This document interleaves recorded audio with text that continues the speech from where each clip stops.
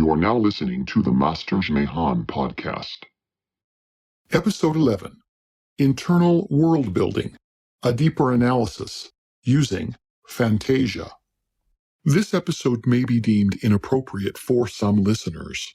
If you have been ritualistically or scientifically abused, or are a minor, please consult someone safe before continuing. This episode builds on the previous ones. You should start at episode 1 to get the most out of this information as it builds upon itself. Or you can follow Lucifer's first law and do what thou wilt.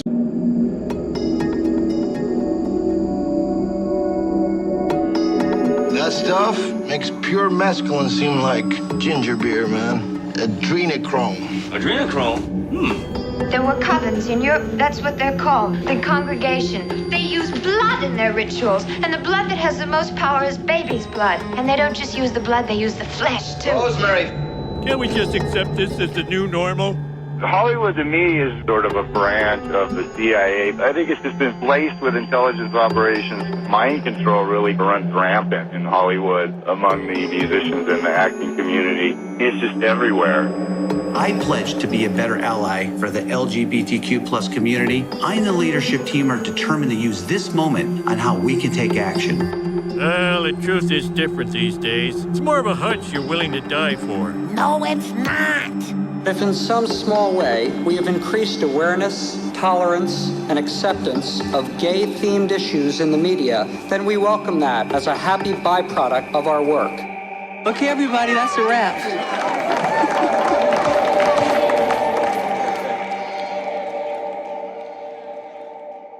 We have been exploring the first 5 steps of Luciferian Discipline that is used to program children and societies into obeying and accepting Lucifer's plans for human control and damnation. These steps are the foundation upon which the entire internal world will be established in which to control the child throughout his, her, or its life. Once these laws are firmly incorporated into the child, they have to be placed on a structure that makes enough rational internal sense to the victim that they will be manipulatable.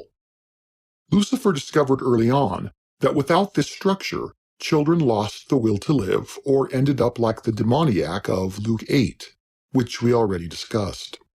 This structure will be seen as stupid to those of us who haven't experienced the first 5 steps, and in fact, it is stupid. But you must remember that mythos is stupid. That is not the point. Go back and reread some of the classical mythologies, or watch a full-length feature cartoon, or read the latest superhero graphic novel.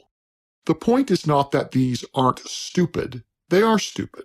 The point is that it is the worlds they are building. Most sins and perversions are seen as stupid to those who think normally. The process used to allow satanically abused children to function, despite their terrible traumas, is called internal world building. Just like the stupid examples above, it happens in the mind. Let's step into the darkness. Or as the Luciferians like to trigger, let's turn the key of the kingdom.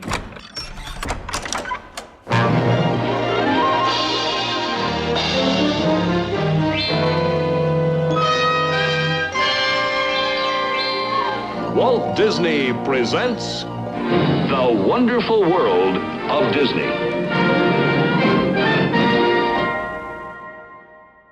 The first story into which these Luciferian principles was attached was the myth of the Nephilim and the Watchers, which was morphed successfully in what today we call classical mythology, the many legends of the Greeks, Egyptians, and Babylonians, the same we push on our children in public school. These remained useful in world building until they were replaced with fairy tales. When the Victorian era burst upon us, these were no longer a reliable foundation for the emerging modern mindset. Something new was needed and found in Charles Dodson's Alice in Wonderland. While Alice symbology is still used today all over the occult, during the days of the Industrial Revolution and the expanding of the modern centralized banking system, it soon became unrelatable to a new generation of programmable children so another pathology was needed. This one was written specifically for the occult. It was called The Wizard of Oz. Most non-traumatized people know it as a wonderful 1939 movie starring the very talented Judy Garland, among others. Despite its increasing age, it is still an enjoyable film with much staying power.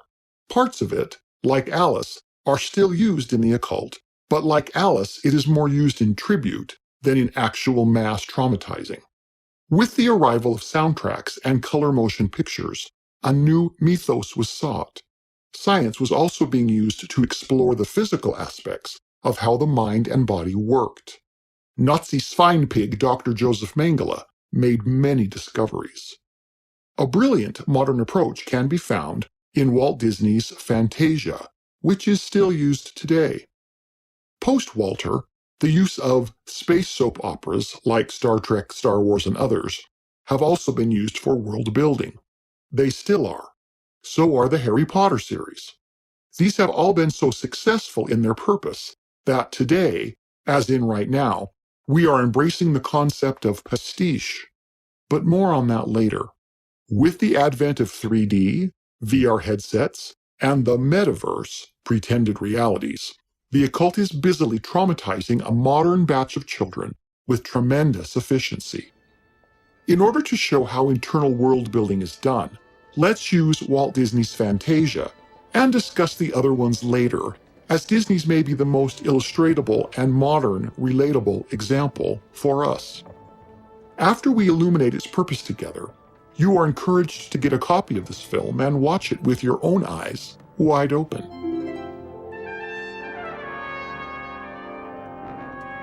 Fantasia is kind of an enigma in the film canon of Walt Disney.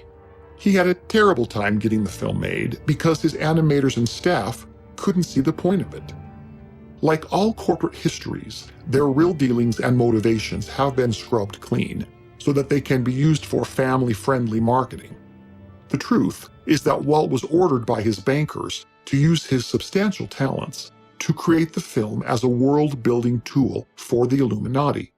Walt had been compromised by them when, after a particularly stressful bout of melancholy depression, a Hollywood Luciferian posing as his friend got him super drunk and possibly drugged at the Beverly Hills Hotel and took him to a brothel where he was posed with male prostitutes and filmed and photographed. This is why he made Fantasia. He lamented with a real friend that if the truth of this ever got out, he would be tarred and feathered in the streets, and his reputation as a genius for family programming would be forever ruined. His classic temper tantrums and possible bipolar emotions, legendary at his studio, stem from the stress that he knew he was owned. He would in time prove himself to his masters to the extent that they would never divulge his embarrassment during his lifetime.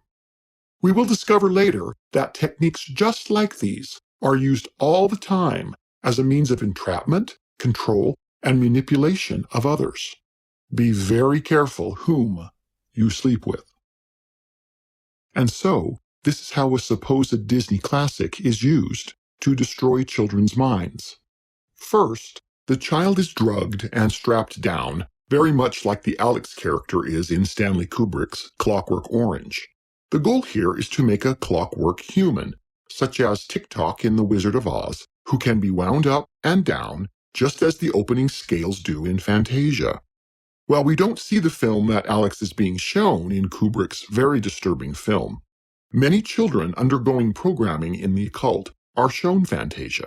Then, they can join the club that's made for you and me. M-I-C-K-E-Y-M-O-U-S-E. We play fair and we work hard and we're in harmony. M-I-C-K-E-Y-M-O-U-S-E. Mickey Mouse. Mickey Mouse. Mickey Mouse. Mickey Mouse. Forever let us hold our banner high, high, high, high. Boys and girls from far and near, you're welcome as can be. M-I-C-K-E-Y-M-O-U-S-E. Mickey Mouse. In order to really lock the messages in the brain, the child will later be quizzed on what they have been shown, including minute details. A wrong answer will result in a savage beating. It doesn't take the child's adrenaline long to figure out that they must pay hyper-attention to everything going on to survive. In terms of their physical fight or flight mechanism, they must fight because they can't move. We will summarize some scenes, but expand on others. Once the basic concepts of how this time of torture work in the mind, you will be more able to assess the details if you choose to. The process is really not that clever, although it is effective. Lastly, since Fantasia's initial release, some editing has been done to remove a few parts inappropriate to today's climate. If you choose to watch it with these notes and something is missing, know that we are analyzing the version that the occult children are traumatized with. Fantasia opens with an orchestra prepping before a performance. It is as the chaos of matter that is unorganized, needing a master craftsman to give it shape. It creates a sense of anticipation, which in all human brains need a release. The child is taught that this is life until the bringer of light comes to make sense of it and give the child form. This bringer of light will appear atop his pyramid as a conductor. The opening moments here are designed to pay homage to the bringer of light atop his pyramid. The light is actually the planet Saturn, who in a mockery was turned into the god of death by the occult. More on that at another time. Lucifer in Latin means the bringer of light, and it is his favorite name for himself since the establishment of ancient Rome. He believes that in teaching humanity to sin, he is illuminating us to the length and depth of possibility. This awakening to sin was seen as a rebirth or as spring coming out of the frozen frigidness of winter. This is a form of sympathetic magic. Hold that thought for now. An announcer appears. Symbolically, he is the occult's white rabbit, the ambassador of Satan. More on that later too. He tells us, and thus the child effectively, abstract images might pass through your mind. Music will suggest other things to your imagination. All satanic temptation and thought is thus mythos, or made-up garbage, sprinkled with some truth. It has to be fantastical, just like Disney magic, to compete with logos, or reality, from the mouth of God, the author of truth. The Philadelphia Orchestra begins playing Toccata and Fugue by Bach in the background. These opening scenes are proof of this film's ulterior motives. When one falls for the cover story that this film was meant for the general public, one is instantly faced with the conundrum. How could the creator of such mega hits as Snow White and Dumbo, and such artistic achievements as Bambi and Pinocchio, create such a bore as Fantasia? As a cartoon feature, the film begins by losing its audience. There is no way that Walt Disney could have escaped realizing this. He was not that stupid. Far from it. This film was not made with the public in mind, but just like his very many projects paid for by the US government during World War II, this film was made for a reason and was commissioned. Due to being sexually compromised by the occult, Walt was forced at times to pay his dues to them. This first song presented to a rapidly bored audience is designed to set up concepts within the drugged brain and mummy-restrained child. Disembodied sounds are separated from reality and from the masters who are creating them. In effect, the creators here are gods, and they are thus saith sounds, and thus things are forming, as in the secular reading of Genesis, when God said, and there was, and God said, and there was. Lucifer is not a creator, and therefore is a parasite. He must parasite on God's work and laws, or they will not work within God's creation. He knows this perfectly well, but enjoys playing God, just as he did in the Garden of Eden, when he reasoned that he was just doing that which had been done before. If you have listened to previous episodes, you will know that these concepts were reworked into science and medicine and are credited to Dr. Joseph Mengele, who after the fall of the Third Reich was renamed Dr. Green. At roughly 7.5 minutes in, the child will be asked by the programmer, "Who is Green?" then told that green becomes invisible. The conductor, the child is told, is Dr. Mengele in disguise. As shapes within shapes, flashes, and stars appear, the child is encouraged to create this visual in their minds. It is about fracturing and compartmentalizing the child's physical brain within their body. It is the start of building multiple personalities within one mind that are disassociated from reality and from each other as places for the child, as well as houses for demonic hosts. The arches of a castle cathedral is shown early on. Many psychologists and therapists, trying to undo some of this damage later in life, find that they have to get the child willing to be able to re-enter the castle that guards the path to their inner fantasy land. After the gates are in place, the child will be told to create a world of their liking. Examples such as flowers turning into butterflies and fairies spinning webs are shown. It was discovered early on that without some access to free will, the child will shut down to the point of death. So one part of the mind is saved for them, and some of the symbolism used throughout their new thought patterns is of their own choosing. This gives the false sense that they are somewhat in control, but it will be made clear that they are owned by the conductor and are part of an orchestra, even if they get to pick which instrument someone else is playing with. However, each child will be told that he or she is the child loved best, so they must follow their conductor because you are his special star. So many occult girls grow up being told that they are princesses being groomed to be the queen, and so many boys are told that they are secretly the Antichrist, who will right the wrongs set up by the Christian God, who is insane. About 11 minutes in, water is shown. Water is one of the portals used in the mind to go into and out of the various brain compartments, after which a yellow line comes down the center of the screen, and the child is told that it is the yellow brick road. One must follow the yellow brick road. When stars appear, the child is told that each star is a container for one of their personalities. Each is to connect by a ribbon or spider web, and in time, each will have some type of gatekeeper, but each is also separate. They can journey to each of these stars or worlds or states when told to do so.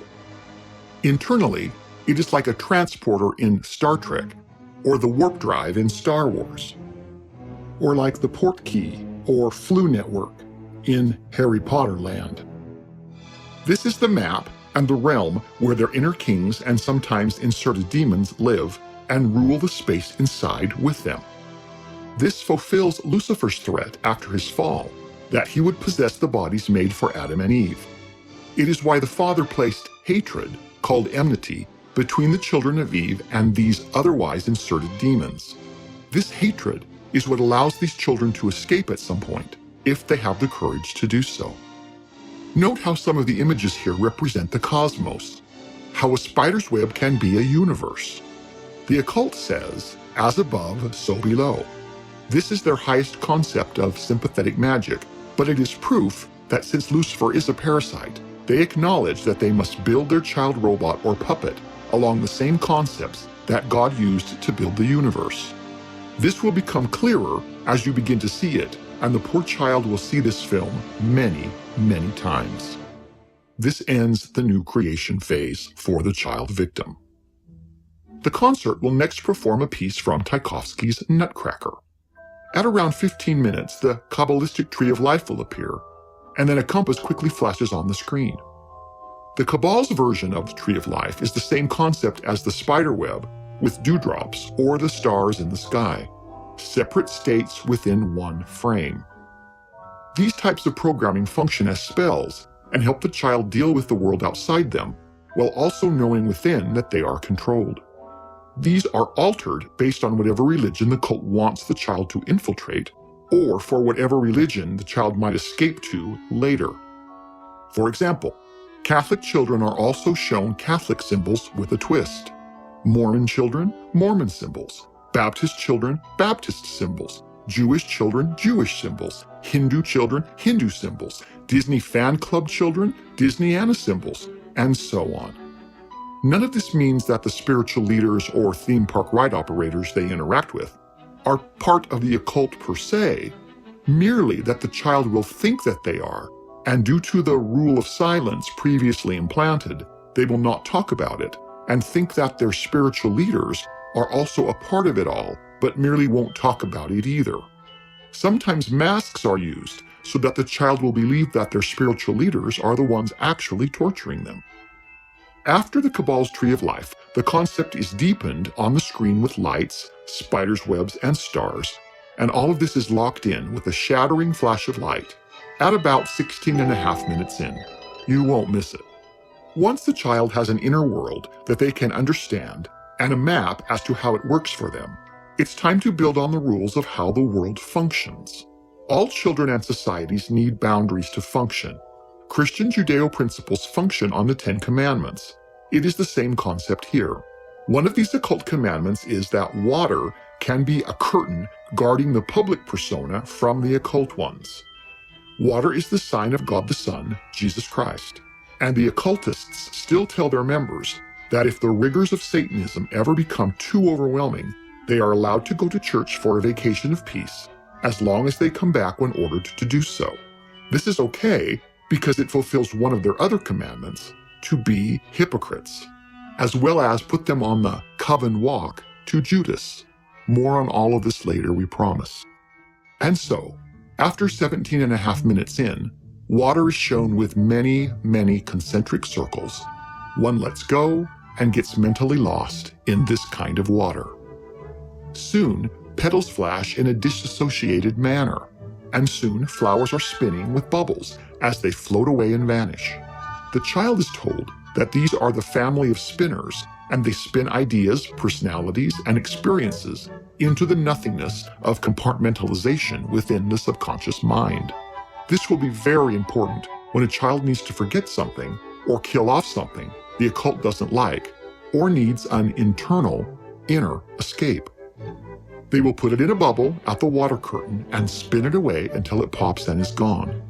Children and later adults who can no longer do this snap and pull Lohan and Spear type wackadoodle episodes that bring too much attention to the occult, and in fact leave them with a dysfunctional puppet that either has to be restrung or destroyed, sometimes called being thrown from the train or thrown under the bus.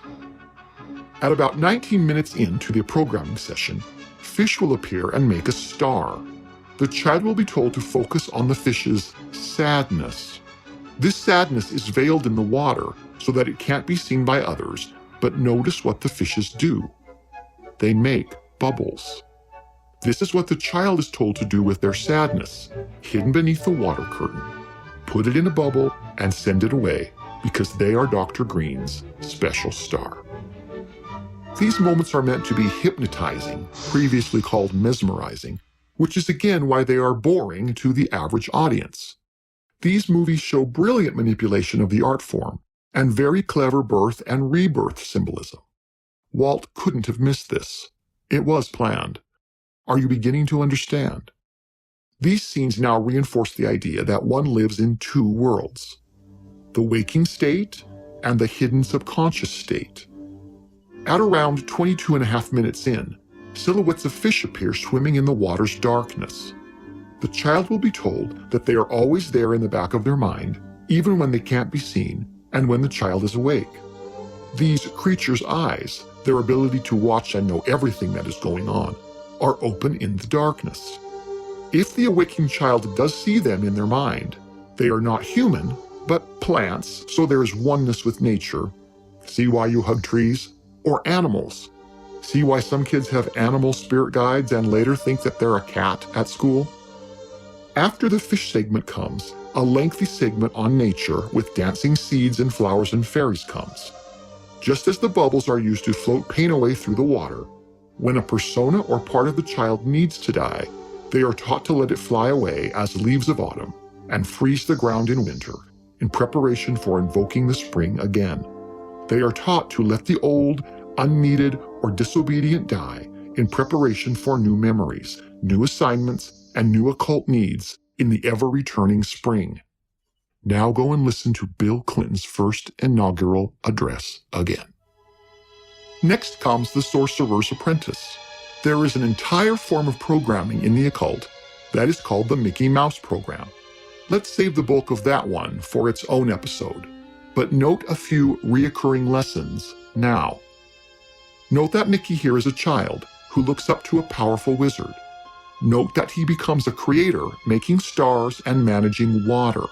Note how the moral is that he is not to mess with magic until told to do so, and how the fragments and fracturing and bright flashes of his world gets away from him, and how he must run to the wizard family for the power to keep it all together.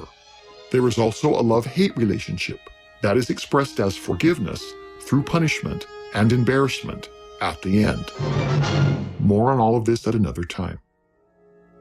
The Darwinian section is meant to teach the child that in knowing pain and pleasure, joy and sadness, trust and betrayal, they have earned the right to be their own God.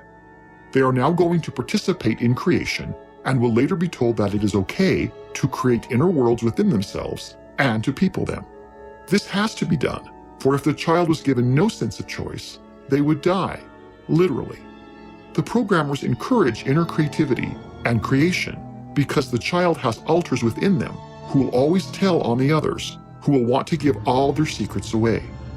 Once the programmers know what kind of inner world the child has made for themselves, they can then completely manipulate their minds by adding rules to it. The important thing being taught here is that evolution is based on intelligent design within the occult. In other words, that life mutates and divides, evolving along lines set out by their programmer, their conductor. They started out as a single sperm and egg moving through the nothingness of space, and as they split and divided, they grew into more and more things, just as they are doing now.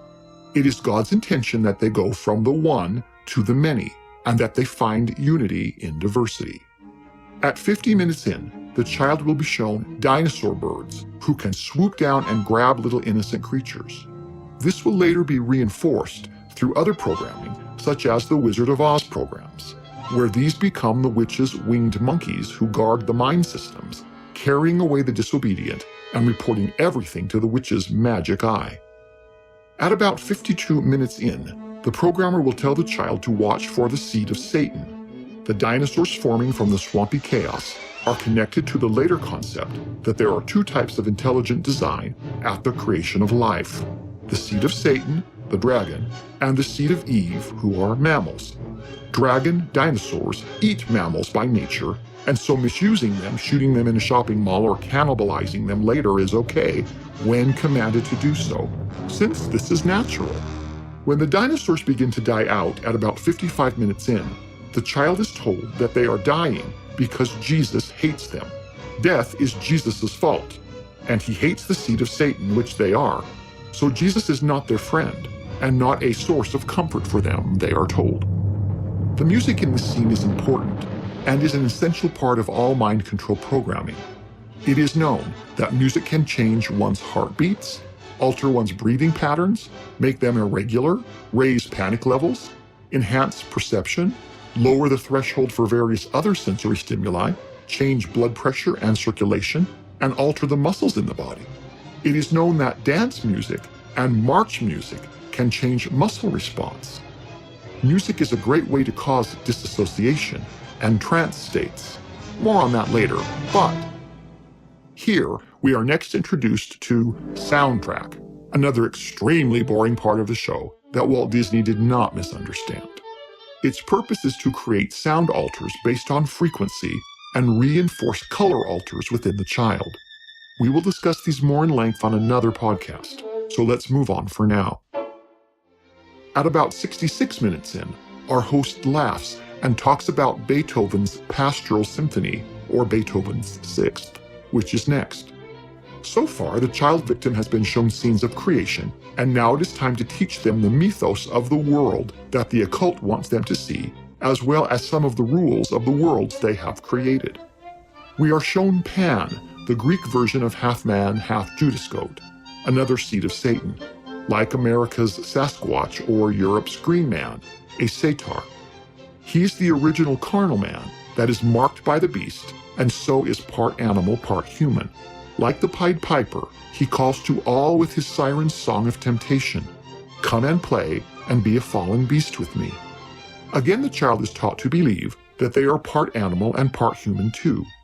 It has been the occult's dream since the mid-1800s to return the Christian world to the openly pagan days of Greece in particular. And so we are next shown the fun and fantasy and wonder that would be possible were we to dump Christian Judeo concepts and embrace a fully pagan society. You may remember from classical mythology and culture in school that the Greeks embraced art and music and all types of progressiveness, coupled with legal pedophilia, homosexual unions, and bestiality, and cannibalism. All of this was legal within the rules laid out by Satan. In many ways, it was his shining moment in history.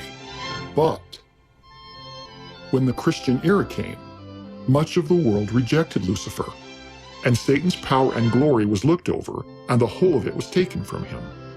What most people don't realize, because they're not taught it, is that more of the world is Christian, of some denomination or another, than any other single religion. There are more Christians on earth than there are Mohammedites, Buddhists, Hindus, wackadoodle pagans, and atheists. However, if you combine all of the non-Christians into one group, then yes, it is true that more of the world is non-Christian than Christian. But belief in Jesus Christ in some form or another is the single biggest block on planet Earth. The occult hates that. We are next shown that only a full beast can fly through the clouds, a Pegasus, and go over the rainbow. The half-man, half-beasts have to stay on the ground. In the occult, the unicorn is code for the coming world leader king known as the Antichrist. The Sun King? Note that some of his brothers here have hairless butts exposed. Here, the unicorns dance to Pan's song. Pan is one of the signs of Lucifer. These fantasy scenes are designed like the Wizard of Oz scenes. In other words, remember, child, that Fantasyland is more colorful and fun than real-life reality. So don't despise the gift of the occult to you. It is a better life. And so the creatures here are portrayed as sexual and idealized. The girls are soft and curvy and available, and the men are strong as stallions and ready to embrace them. All are color-coded for their purpose, except the black Negro servants, whose job is to service the elites. Prior to Dr. Mengele's death, he owned and controlled 2 black boys who followed him around like slaves. He would give them command signals wearing white gloves, and those children so tortured by him saw these boys as the puppets that they were to become. The black servant scenes have been removed from the public releases of Fantasia. But the most disturbing aspect of this scene, once you see it, are all the little bare-assed cherub children who constantly present their asses to the audience. They are the ones who lead the cycles of love here, and they are the ones to be sodomized, the scene teaches. We will spend a bit more time on the next scene, Dance of the Hours, from the opera La Gioconda. Here we are told that this scene celebrates the rites of the seasons. Yeah, sure. In the occult, seasons are celebrated, but here the show is designed to give the victimized child a paradigm for occult rituals.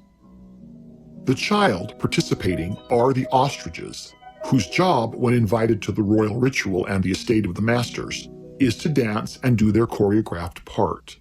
The children are to be black and white, like pieces on a chessboard, but are to wear the shoes of their assigned color to determine their coven dance with the ribbons in place to allow movement as needed by their masters. More on ribbons another time. Pink is associated with sexual servicing persons, either as an animal persona, a Baphomet, or as a wind-up toy.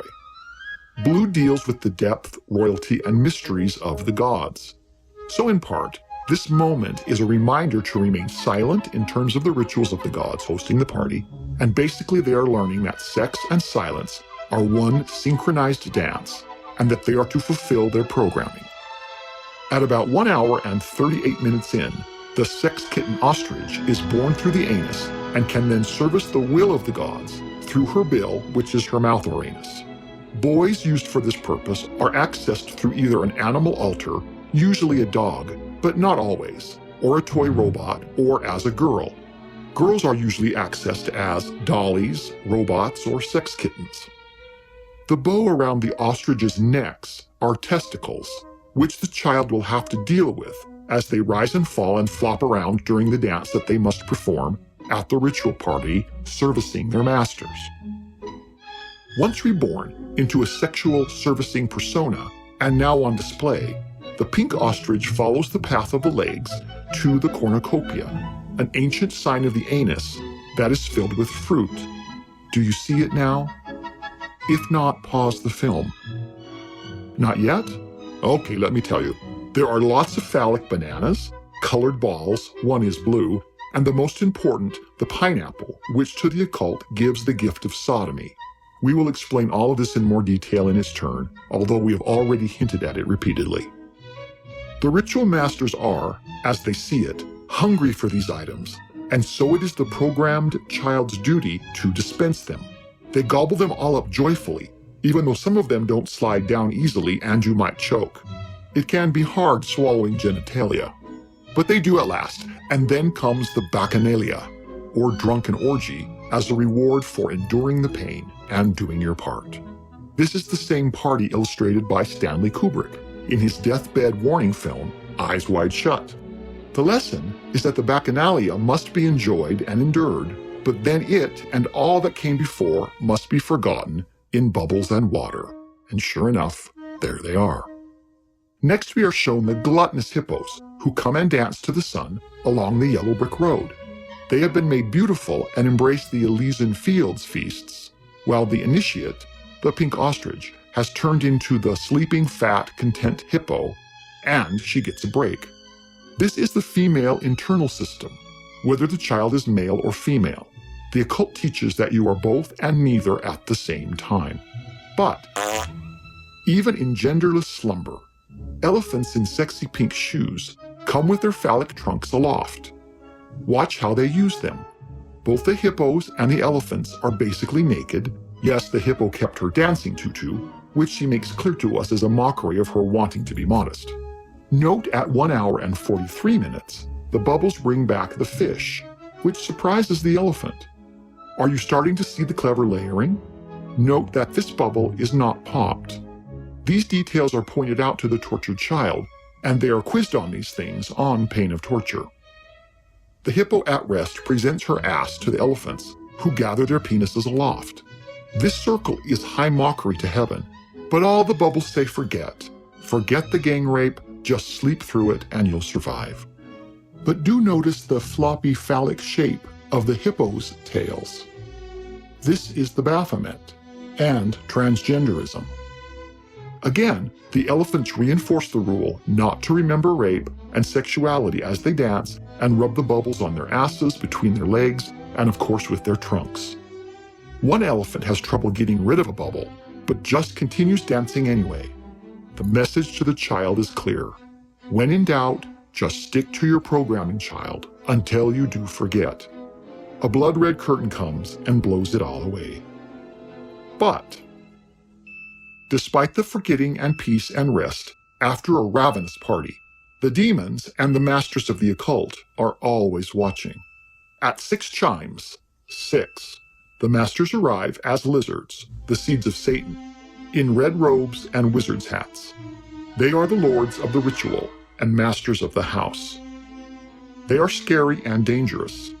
They are vampiric, and then slither in. The thing that this is to illustrate is the mix of danger and fun they control. At last, the highest royal wizard reptile appears, and because the hippo did her duty and dance, he loves her and protects her, while occasionally threatening her. It has moments of humor to teach that this master is very dangerous, and while the hippo could be killed at any moment, she is not going to be killed, at least not tonight, because she has pleased him. The master spins her, which is another symbol of personality altering, as he controls her dance on command. Play your part with him, this says, and this will keep you safe. During occult ceremonies, the highest prize for a wizard is to be embraced in sexual magic. We would simply call this lust. When this happens, he will flash his robes to the gathered to show off his erection or powerfully charged wand.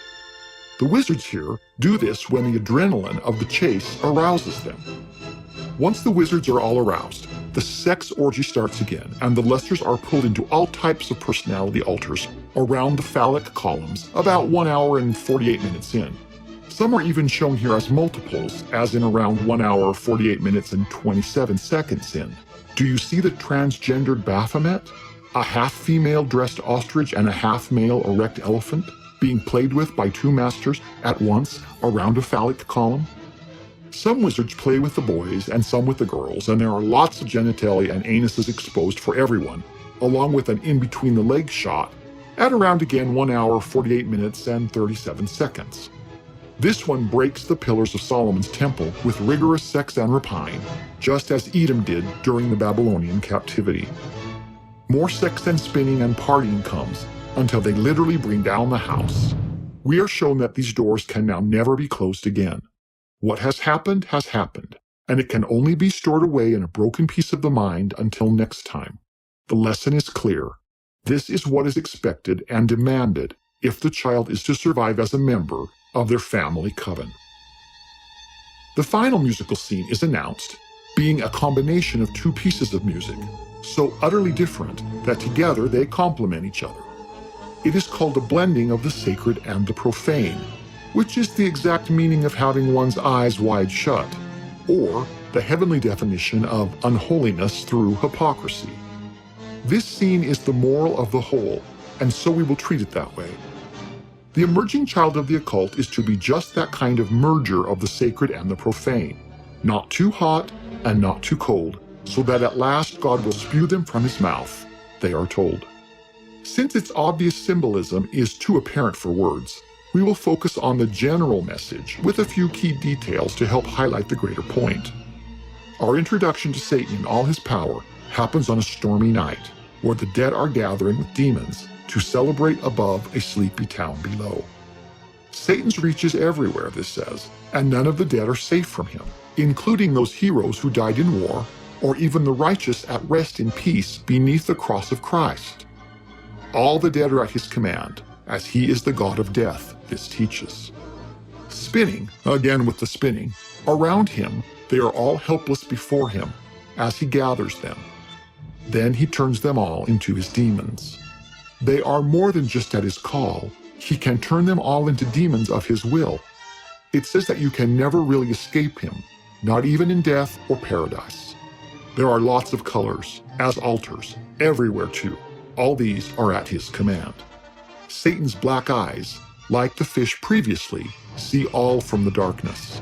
He always sees, and even the winged dinosaurs, the ancestors of his seed, return again, as demons in flight, grabbing their prey. Eventually, we see Moloch, with his open oven stomach. Like Zeus of the thunderbolt before, he is ready to send justice and mercy, purely on a whim, both to punish the innocent children, the members are told. And he is worse than Zeus. Moloch Saturn eats them in his fire stomach. Remember, nothing gets my heart going like sacrifice night, his witches say. Why don't you Google that phrase? Again, 6 bells are heard, and the regular audience rejoices that Satan has been put in his place. But that is the message for the ignorant. The occult children are told to compare Satan's raw power as he folds back into a vaulted castle-like mountaintop that is huge, but he is still there, watching from above, just as the all-seeing eye atop the pyramid on the back of your dollar bill is. He is not gone, and in fact, he is watching you. Through the fog come lights reflected in the water. The water is a mirror. One light is real, and the other is an illusion. As an audience, we believe that we are in a church, but actually we never see any church. Instead, it's all nature with a part of a ruined church paying homage to Mother Nature as well. And all this time the river flows endlessly to the sea. The child is told to remember that while Satan is powerful and rules the night, there is peace in playing church when needed. That is the point here. Also, it is not God that is praised, but Mother Green Nature as Maria. Christians know that there is no real peace but in Christ Jesus. Here we are then taken to an inner heaven, just like the world created at the beginning of this programming, And yes, the same arched windows are here. Soon, a solo green light and green obelisk arises. This again is Dr. Green Mangala, who conducted our adventure. The way opens to the bringing of light with the promise that for a few moments there will be peace, but every day bends back to night, and so in the end there is really no escape, just moments of rest. And so, at last, the torture is over for a time, until it is time to watch it again and again and again, until Luciferian fantasy becomes a way of thought and action. It is now a reality of Fantasyland, going into a new frontier and adventureland, opening to a new Tomorrowland for us all, our new normal land. We started our illustration of mythos programming with Fantasia because it is the most accessible as a primer to modern eyes. Using what you have learned here, you can now understand Alice in Wonderland, The Wizard of Oz, The Catcher in the Rye, even classical mythology, and so many sources of mythos and Hollywood entertainment today. Go watch Donnie Darko and The Last Jedi again, and this time see with your eyes wide open. More to come. Fair use claim. We are claiming fair use for the items in this podcast in which we do not own the copyright. United States law allows us to use items copyrighted by others in this podcast without their permission in the manner that we have under fair use.